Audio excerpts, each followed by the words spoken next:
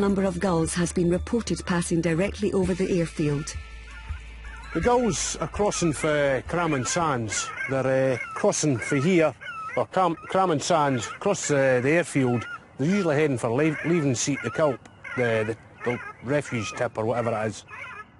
But the airfield ops teams believe they can keep the bird numbers down by expanding their horizons. Levenseat is one of the biggest landfill sites in Scotland and is 23 kilometres west of the airport.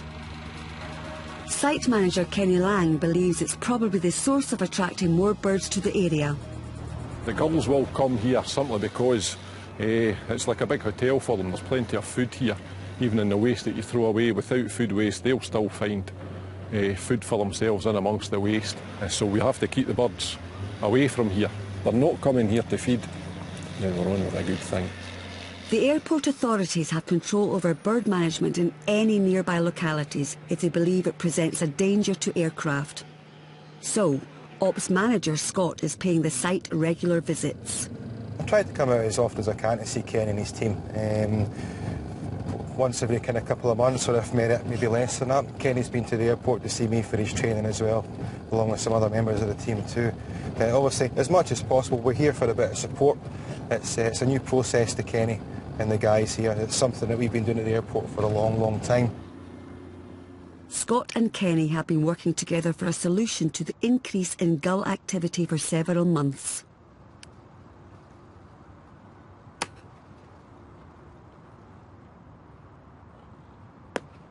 That's enough to scare anything off that's round about, and I don't know whether the camera can catch them away down on the green field. There's about 500 have lifted off the ground, even with that noise as well. But we could get a couple of thousand at a time on here. A couple of thousand is quite a sight when they're all squawking and screeching. Although bird control is a major part of the airfield ops team's job, there are other types of animals they have to watch out for. And overnight there has been an unusual incident. So an aircraft hit a fox on what we think landing. We can't confirm that because there isn't any evidence on aircraft of the strike happening, but it certainly happened because these are the photos. This is the point of impact here, and then on a fashion, the actual spray, and you can see all the different parts of the animal that have been hit. That's the actual fox there. So it's been knocked maybe 20, 25 metres. And it's part and parcel. We expect these things to happen, but it depends on your luck as well. Sometimes you can get a nice clean strike, it's knocked over, carcass doesn't split. Sometimes it can be, as you've probably seen, quite gory and a bit mucky. It's the first fox strike I've seen, but I say hares, had a few of them, but never a fox. I have shot a few foxes, but... We can never be complacent in what we do. The last few years we've been a lot more proactive in what we do at Edinburgh, and it's shown through our audits as well. In looking at stats, I can see a definite up to 50% drop in cover activity alone in certain areas of the airfield. At the end of the day, in the aim of making the airspace around Edinburgh as safe as possible. Bringing money in from airlines is the main source of airport revenue, and one of the regular users of the airport is Jet2, the low-cost holiday airline. Jet2.com, Phil speaking. Station manager Fiona Black runs the day-to-day operations. I've worked in aviation for nearly 25 years. Always in ground handling. It's a travel thing, really. I worked in a travel agents for a year or so before I started working at the airport. But I think probably many people will say that work in this business is it does get under your skin, and it's kind of difficult to get out. I did try once about 6 years ago to try and escape, but it didn't work. And that's you guys there.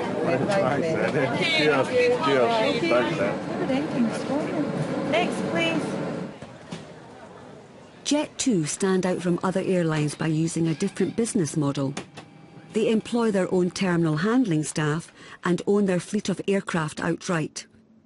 The aim is to achieve a customer-friendly personal service. Can I just give you one of them? It's just an information bulletin about the air traffic control strike. We're going to try and keep the delays to a minimum, hopefully only about half an hour for this flight. Okay, thanks. Well, it's an a strike of air traffic controllers in France. I don't think all the unions have gone on strike today, so the delays are fairly minimal, about half an hour or so on this flight. It's not anything that us as an airline have got any control over, but the most important thing we can do is give our customers as much information as possible. We're boarding on time because some of the slots are coming forward. As soon as you kind of hear the word air traffic and strike in French, people are quite understanding.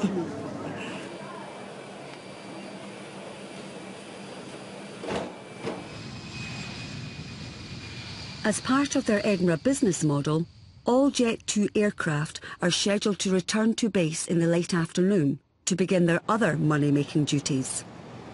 Every day, once all the customers have disembarked the aircraft and once all the baggage has been offloaded, we get the aircraft towed away to another part of the airfield, completely different part of the airfield, and then something very different happens with the aircraft.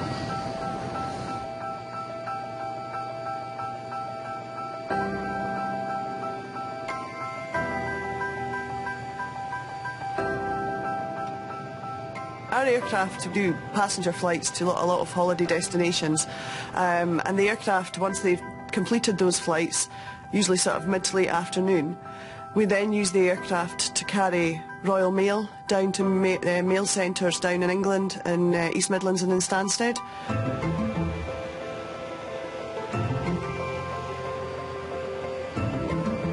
The way that we do that is by taking the seats out of the main body of the aircraft. The team prepare all 4 of the roll-on, roll-off aircraft, ready for the arrival of the outgoing Royal Mail cargo.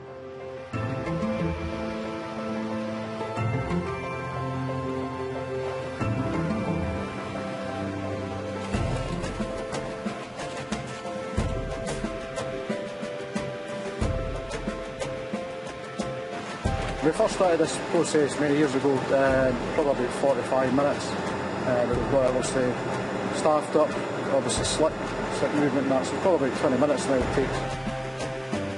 The carcass lies empty, waiting for dusk, and the next phase of the metamorphosis. Over in the departure lounge, for once things are looking quite quiet. Well, it's a typical Saturday in the airport. Started off really busy this morning, but it's died a death. A lot of people come to Edinburgh Airport over the weekend, so they want to spend the weekend in Edinburgh, obviously a capital of Scotland, so they want to do the tourist stuff. So they come on the Friday and usually get away maybe the Sunday or the Monday. So the Saturday in the airport's really quite quiet at night.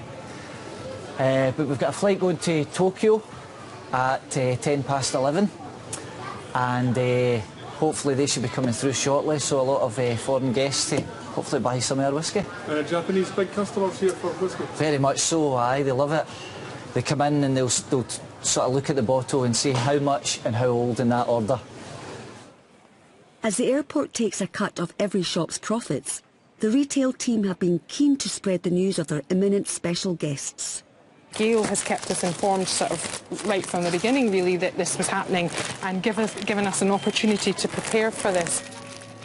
Specialising in Scottish clothing and jewellery, Pat Davison's shop, The Licorice Tree, is tonight taking a gamble on extra sales. They've been all round Europe, and as far as I'm aware, this is their last stop before they head back to Japan. So, you know, there's 162 customers who are coming through probably a bit later than we would normally have flights going out, so we've decided to stay open that wee bit later for them and let them see the nice Scottish cashmere that we've got.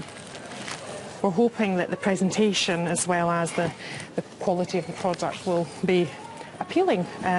So we've been busily wrapping 550 cashmere scarves. The staff have done a great job. So if everything's pre-wrapped, it'll mean that they can go and try the whisky stands and try all the other shops that are around as well. It's a big opportunity and Pat has left nothing to chance. I can't read it in Japanese, but I can tell you what it says. It says, "Welcome to the Licorice Tree. We hope you like our selection of gifts. We're happy to gift wrap things for you. Thank you for visiting the Licorice Tree, and we hope you enjoyed your trip to Scotland." So I hope the person that's translated it hasn't put something that's totally rude or not what I asked them to put on, because that would be a bit of a disaster. So I'm trusting that that's what it does say.